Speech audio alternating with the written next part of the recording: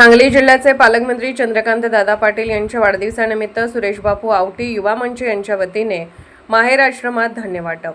महाराष्ट्र राज्याचे उच्च व तंत्र शिक्षण मंत्री, संसदीय कार्यमंत्री तथा सांगली जिल्ह्याचे पालकमंत्री माननीय श्री चंद्रकांत दादा पाटील यांच्या वाढदिवसानिमित्त मिरज शहरात विविध सामाजिक उपक्रमांचे आयोजन करण्यात आले।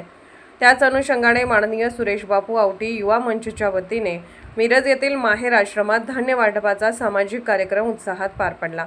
या उपक्रमाअंतर्गत आश्रमातील अनाथ, निराधार आणि गरजू व्यक्तींना जीवनावश्यक धान्याचे वाटप करण्यात आले। समाजाप्रती असलेली बांधिलकी जपत आणि सामाजिक उत्तरदायित्वाची जाणीव ठेवून हा उपक्रम राबवण्यात आला। चंद्रकांत दादा पाटील यांच्या वाढदिवसानिमित्त सेवा आणि मदतीचा संदेश देण्याचा प्रयत्न या कार्यक्रमातून करण्यात आला।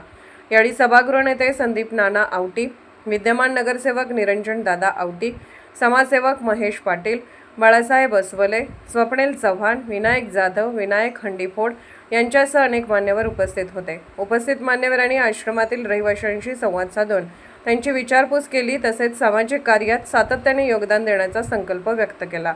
कार्यक्रमादरम्यान आश्रम प्रशासनानेही या मदतीबद्दल आयोजकांचे आभार मानले। वाढदिवस केवळ उत्सव म्हणून साजरा न करता समाजातील वंचित आणि गरजू घटकांच्या सेवेसाठी साजरा करण्याची परंपरा अशा उपक्रमामधून अधिक दृढ होत असल्याचे मत उपस्थितांनी व्यक्त केले। महाराष्ट्र राज्याचे लाडके मंत्री तसेच सांगली जिल्ह्याचे पालकमंत्री, आमचे सर्वांचे लाडके नेते आणि मार्गदर्शक आदरणीय चंद्रकांत दादा पाटील यांचा आज वाढदिवस आहे।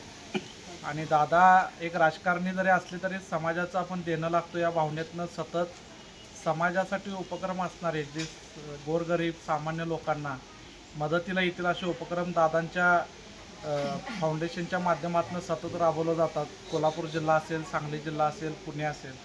आणि दादांची या वाढदिवसाच्या निमित्तानं आग्रहाची सगळ्यांना विनंती होती की माझ्या वाढदिवसाला पोस्टर लावू नका किंवा जाहिरात न देता अनाथ आश्रमांना मदत असेल, गोरगरिबांना मदत असेल, या माध्यमातून वाढदिवस साजरा करावा।